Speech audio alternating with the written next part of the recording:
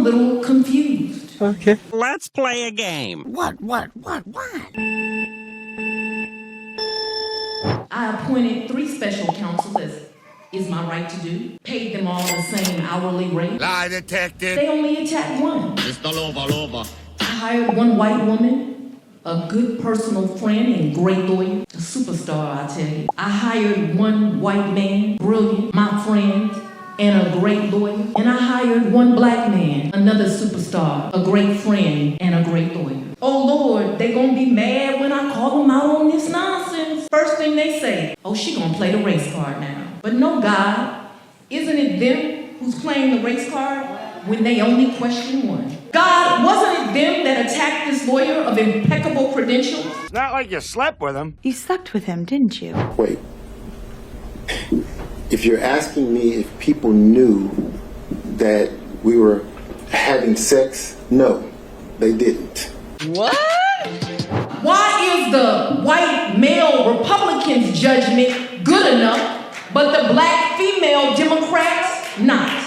Democrats have to now decide whether they will continue defrauding the public with ridiculous bullshit. And the other 2 special prosecutors were white. Yes. But they were making significantly less money. Right. And she even said, to the church, she even said that I'm paying them the same rate, which is not true. Paid them all the same hourly rate. Stop lying. Mr. Floyd's contract is for $150 an hour. It's never been $250 an hour. Fanny is lying in church.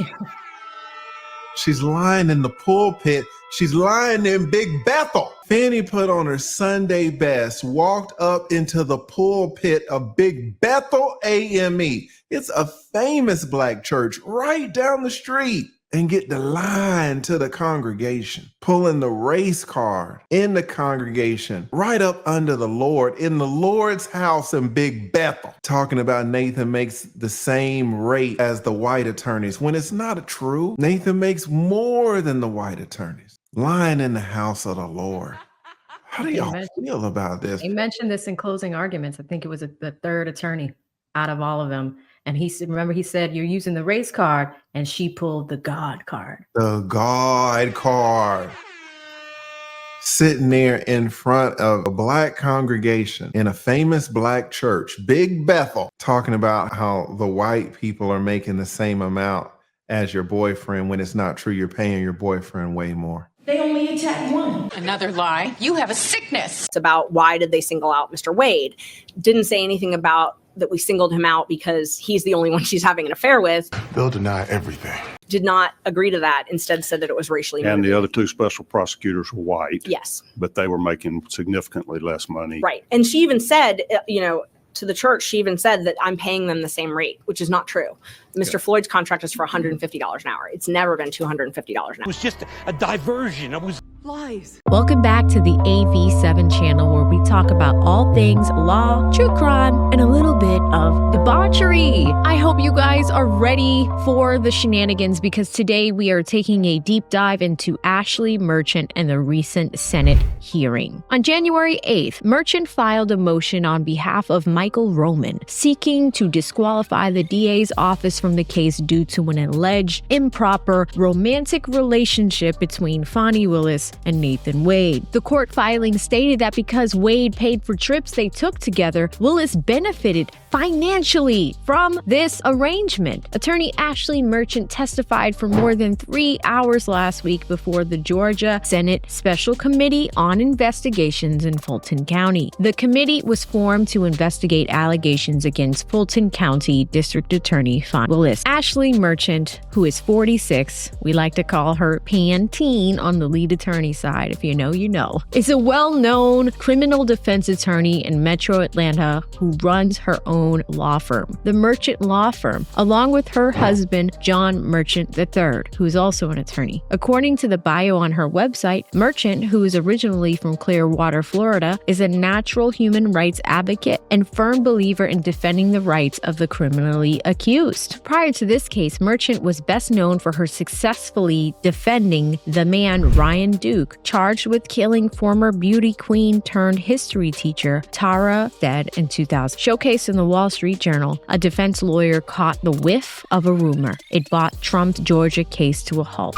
For the 2020 election campaign, Roman was responsible for Trump election integrity efforts. He was charged with recruiting thousands of poll watchers and ensuring that a network of pro-Trump lawyers were ready to sue the state authorities. How did we get to a state Senate hearing in the state of Georgia? Number one, there was a lot of public outrage. Number two, the Senate wants to find true facts and independently verify what's out there. Number three, they also want to restore public faith. There are several ethics complaints that have been filed against DA FANI WILLIS, Nathan Wade, and we'll get to this later, but one, Terrence Bradley. Last week, we were ready to report that these ethical complaints magically disappeared, but they disappeared due to the fact that the Fulton County Ethics Board did not have proper jurisdiction to hear two complaints against DA FANI WILLIS. Because she is an elected state official, this may fall on the state level and could rise to federal. U.S. Congressional Representatives Jim Jordan and Marjorie Taylor Greene also want to talk to Fannie. Let's get to the crux of this video, and that is understanding Ashleigh Merchant's main points. She has 7. 1. Was Nathan qualified? 2. How was Nathan paid? 3. There's an IOLTA account. 4. There's a church speech. 5. There are text messages. 6. The involvement of the White House. And 7. Find Me the Votes, the book. Was Nathan Wade qualified? Willis, an elected Democrat, hired Wade in November of 2021 to assist with her investigation into efforts to overturn the 2020 election in Georgia. Since a Fulton County grand jury returned an indictment against former President Donald Trump and 18 others in August 2023, Wade has led the team of lawyers assembled by Willis to prosecute the case. It is important to note that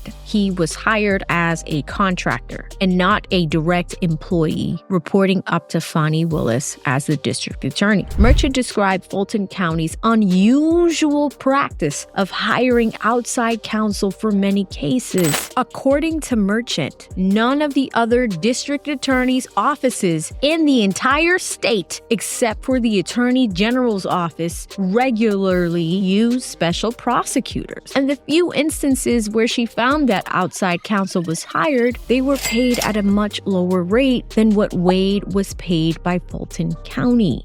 Process circumvented those rules and ethical obligations. Yes, it did. So he. Let's say it wasn't Mr. Wade. So if it wasn't Mr. Wade and someone else, I believe most of the other prosecutors on this case make around $175,000. Let's stop it right there. So he was saying, listen, what if Fannie would have hired him as an employee? Because Fannie kind of hired him as a 1099, an independent contractor. But he says, well, why didn't she just hire him as an employee? It would have been cheaper. And Pantene says she couldn't have hired him as an employee because they were in a relationship. And Fulton County has a lot of rules and policies against nepotism, hiring family members, hiring people you're in relationships with, hiring your spouse, boyfriend, girlfriend, stuff like that. And so what he said was, oh, okay. So the fact that she hired him as a special prosecutor, it circumvented those rules. It was an end around where she was able to hire him to get him fed $750,000. She was feeding him, but it was within the rules because she didn't try to do it as an employee. She hit him with the 1099 independent contractor, still got him in there, still got him fed. Interesting. They're putting it together. Let's go. He couldn't have been in a direct. Approved by the county, and because of their relationship, that wouldn't happen. So she wouldn't have been allowed to hire him because of violations of other county policies. Yes. He couldn't have been a direct employee of the district attorney's office. Exactly. He This could not. process circumvented those rules and ethical obligations. Yes, it did. So he. Let's say it wasn't Mr. Wade. So if it wasn't Mr. Wade and someone else, I believe most of the other prosecutors on this case make around $175,000 annually. I interrupted you. I'm sorry. That's okay. No, that was Back. the answer. So if if she had hired Mr. Wade or somebody else as a salaried employee, they would make around $175,000, most likely. So using this technique that didn't obtain approval and didn't have to follow the ethical guidelines of her own office, she was able to pay him $700,000 over 2 or 3 years. Yes. And way more than he would have made as an employee. Way more. And also he's able to have a private practice, which is significant because you're not able to have a private practice if you're an employee. So that's a big issue. Wow. Have you reviewed his billings? Yes, I have. In addition to that, we also talk about the qualifications of Nathan Wade. Let's talk about his experience, his education, and his training. As far as his experience, he was a municipal court judge. The next thing that came up was Nathan's compensation. Merchant went into details about Wade's billing methods during the investigation, which she found unusual. Wade would use vague block billing, which contained multiple listings for team meetings, instead of billing in minutes, which is the standard practice by most public and private lawyers. Merchant noted that other prosecutors, John Floyd and Anna Cross, submitted itemized invoices and were paid significantly less than Wade, who received approximately $700,000 for his work. Cross received less than $100,000 and Floyd received even less. And there was a lot of debate on whether Nathan Wade was an actual government employee or a contractor. Are there rules or guidelines or sort of standards of practice and how you bill? Yes. So most law firms, I know because my husband used to work at a law firm, is 6-minute increments. And that's how most lawyers bill in the private sector. Public, it appears that most of them are in 10-minute increments. I know that that's what all of the indigent defense groups, they all are 10-minute increments, but I've never seen anything above that. Okay. And on the open records request you made to the other judicial circuits, how did those outside counsel bill? I honestly, I would have to go back and look. They were very small bills though. They were making less than $2,000 a year. So they were small bills and they were project based, which I think is also different. They would be hired to do a certain project. If Miss Willis had hired a employee, one of these 55 employees, and tasked them with the job of going through a special grand jury process and helping seek indictments, investigate these allegations, what's the most they could have made? Well, first, she couldn't have hired Mr. Wade because it violates county policy. So she would not have been able to hire Mr. Wade as an employee. How does that violate county policy? They have a lot of policies on nepotism, relationships, personal. There's a lot of guidelines in the county policies. So she would not have been able to hire him. It would not have been approved. And that would be something that actually did have to get approved by the county. And because of their relationship, that wouldn't happen. So she wouldn't have been allowed to hire him because of violations of other county policies? Yes. He couldn't have been a direct employee of the district attorney's office? Exactly. This process circumvented those rules and ethical obligations? Yes, it did. Let's say it wasn't Mr. Wade. So if it wasn't Mr. Wade and someone else, I believe most of the other prosecutors on this case make around $175,000. Let's stop it right there. So he was saying, listen, what if FANI would have hired him as an employee? Because FANI kind of hired him as a 1099, an independent contractor. But he says, well, why didn't she just hire him as an employee? It would have been cheaper. And Pantene says she couldn't have hired him as an employee because they were fucking. They were in a relationship. And Fulton County has a lot of rules and policies against nepotism, hiring family members, hiring people you're in relationships with, hiring your spouse, boyfriend, girlfriend, stuff like that. And so what he said was, oh, okay. So the fact that she hired him as a special prosecutor, it circumvented those rules. It was an end around where she was able to hire him to get him fed $750,000. She was feeding him, but it was within the rules because she didn't try to do it as an employee. She hit him with the 1099 independent contractor, still got him in there, still got him fed. Interesting. They're putting it together. Let's go. The next thing that I would like to share is just talking a little bit about an attorney IOLTA account and its purpose. Lawyers often handle money that belongs to clients, such as settlement checks, fees, advance for services that haven't been completed yet, or money to pay court fees, right? Sometimes the amount of money that an attorney handles for a single client is pretty big. In such cases, lawyers deposit those funds into a trust account. Hence, it's called an IOLTA. Since the inception of the IOLTA in the 1980s, attorneys who handle nominal or short-term client funds that can't earn net income for the clients place those funds in a single pooled interest-bearing trust account. Another important point is how that money is earned and how that money is transferred. In some cases, an attorney can withdraw funds from that type of account when fees are earned. Here, it has been alleged that the money that Nathan Wade earned from his contractual work from the DA's office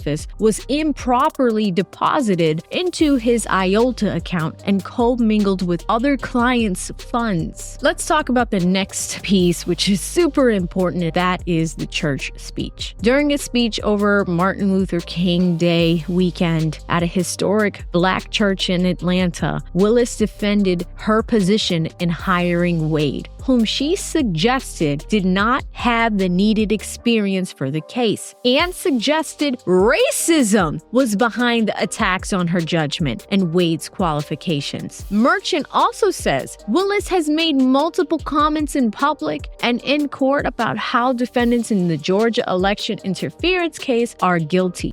I object to you getting records. You've been intrusive into people's personal lives. You're confused. You think I'm on trial. These people are on trial for trying to steal an election in 2020. I'm not on trial, no matter how hard you try to put me on trial. So my question. So, why are you here? Additionally, Merchant brings up the book that FANI Willis was interviewed for extensively. Merchant also says that Willis claims that God told her to prosecute the case, and in her opinion, that is unethical. It's better that you win your cases. Try to win by any means necessary. But if you are the prosecutor, you should never try to win your case. You should always only seek justice. It's not a win or lose type of proposition. So why are you here in Big Bethel talking about you have a 95% win rate? What is your problem? Why are you telling all of these Black people that God ordained you to prosecute this case? Why are you putting God in it at all? And why are you talking to all these Black people in Fulton County knowing that that jury box is going to be full of Black people in Fulton County? Jeez. The whole damn thing was televised. Nationally, too. It makes Georgia look bad. You're trying to influence the jury. That's what Steve is saying.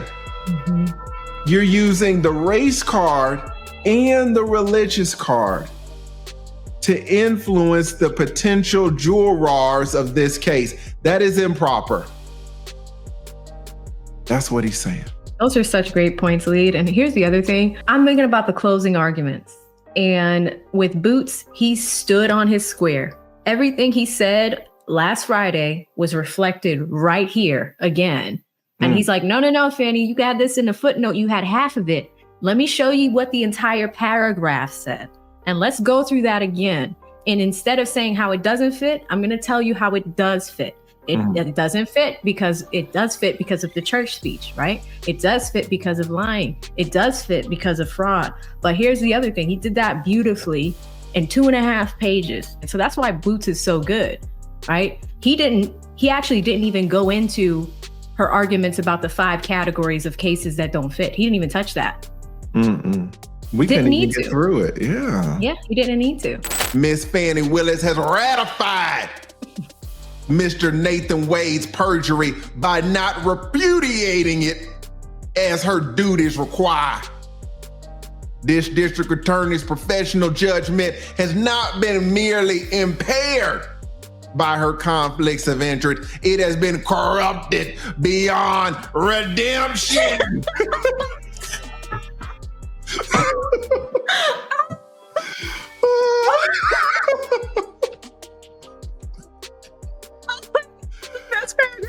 run of my life. Oh my God. Oh my God,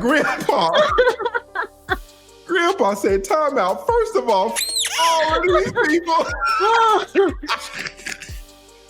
Jesus Christ. Corrupted beyond redemption, boy. Grandpa said, you're rotten to the core. You're rotten to the core. All right. Then he's like, number one, standard of proof. All right, let's get back to what we were talking about. The star witness for Merchant, former Wade friend and attorney Terrence Bradley, turned out to be anything but a smoking gun on the witness stand. During the initial 2-day hearing, he claimed attorney-client privilege as he represented Nathan Wade in his divorce. During a follow-up hearing, he either could not recall certain things or claimed he was simply speculating. The only evidence at this time that Bradley may have known more than he admitted in court about the relationship is a series of text messages exchanged with Merchant during the preparation of the original motion filed on January 8th on behalf of Michael Roman. In those text messages, Bradley appears to confirm when the relationship began and approve the motion before it was filed. Merchant told the committee that Bradley was displeased with how Wade treated his wife when he began his affair with Willis. What? Oh my gosh. What is wrong with Terrence? Oh my God.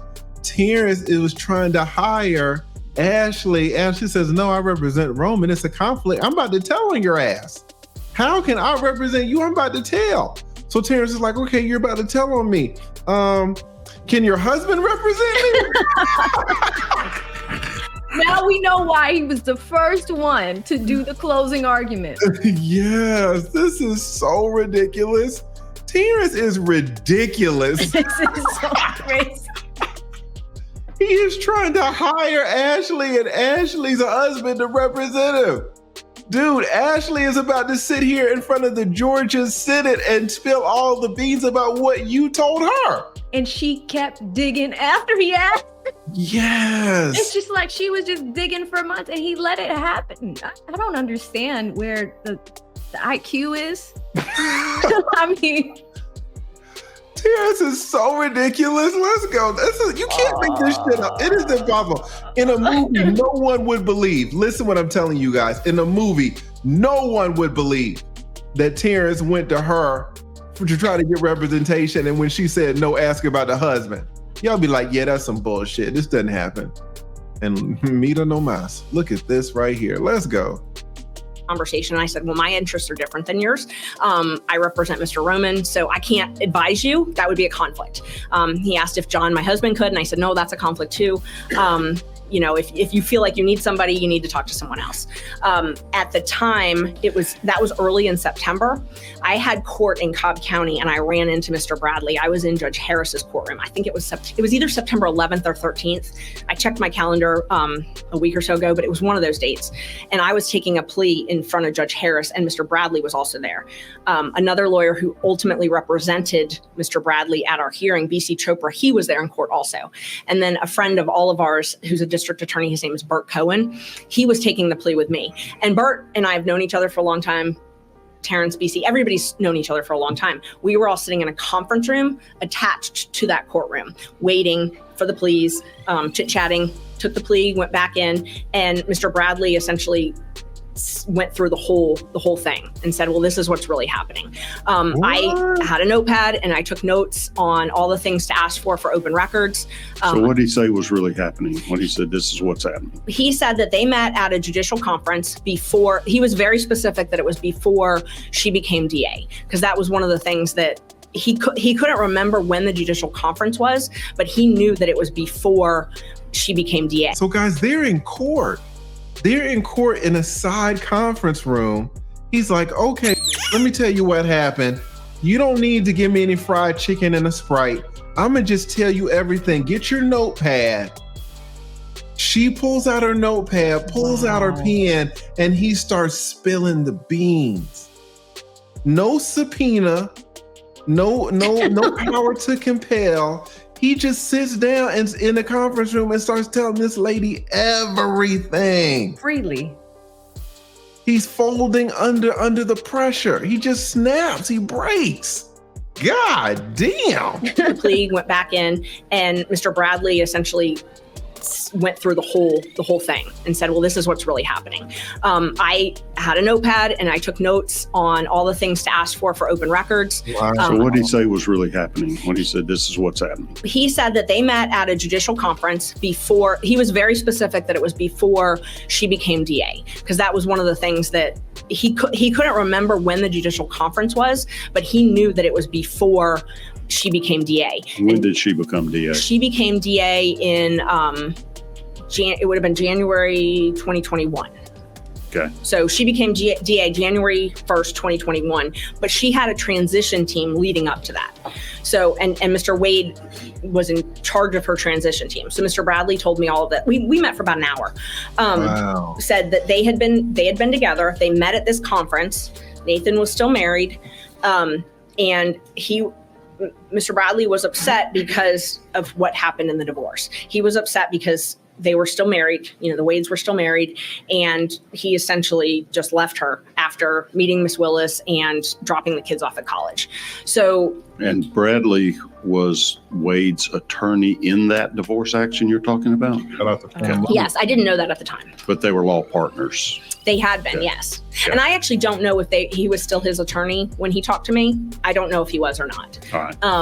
Because at some point, Mr. Wade represented himself, and then he hired a different lawyer. So I didn't know anything about the divorce at that time.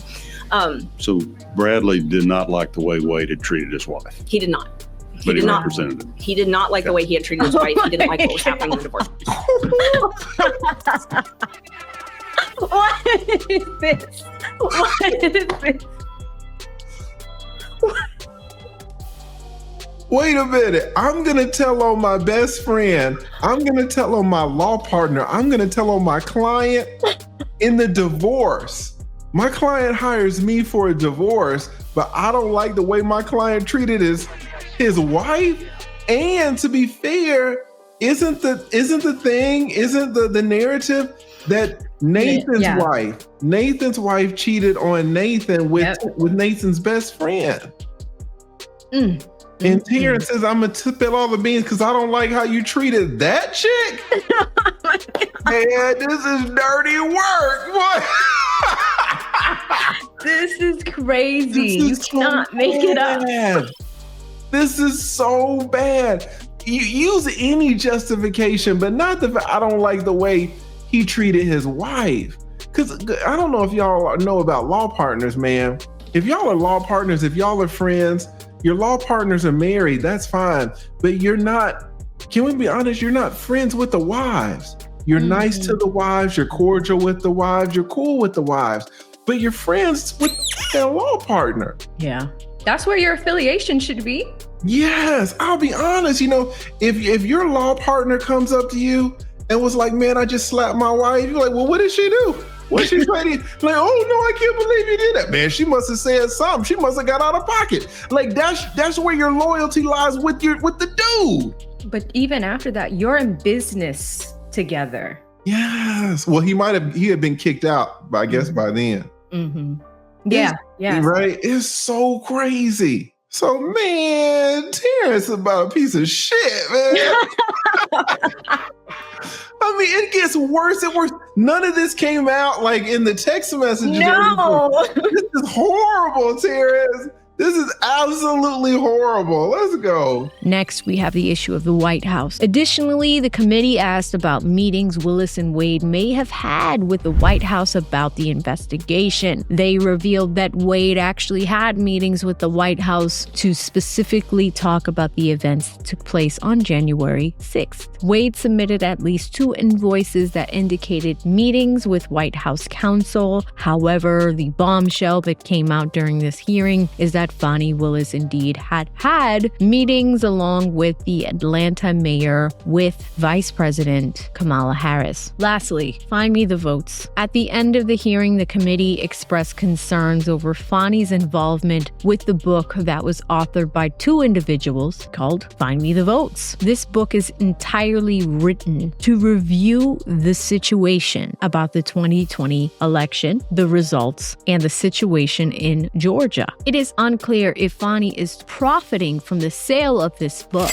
but it is important to recognize that during her testimony, she had claimed to have never read it beyond publication. Where do we go from here? Even if Willis is not disqualified from the case, it seems unlikely that the case against Trump and the remaining co-defendants will go forward in August because of the time that has been spent the last 2 months on the relationship between Willis and Wade. Additionally, the United States Supreme Court is scheduled to hear oral arguments in April on whether the former president is immune from criminal prosecution. Trump has also filed a similar claim in Fulton County, and Judge McAfee will likely wait until the Supreme Court issues their ruling before making his decision. There are also other motions under consideration that will need to be settled before a trial could begin. To conclude, if Willis is disqualified, it would mean her entire team is disqualified. If that's the case, the Prosecuting Attorneys Council of Georgia would need to find another district attorney in the state to take on the case. The Georgia case is one of 4 criminal prosecutions that Trump is facing. The committee doesn't have the authority to bring charges against Willis, but it can recommend changes to the law that governs the operations of the district attorney's office. Let me know what you guys think in the comments section. How did Ashleigh do during the Senate committee hearing? Stay safe out there. See you in the next one. Bye.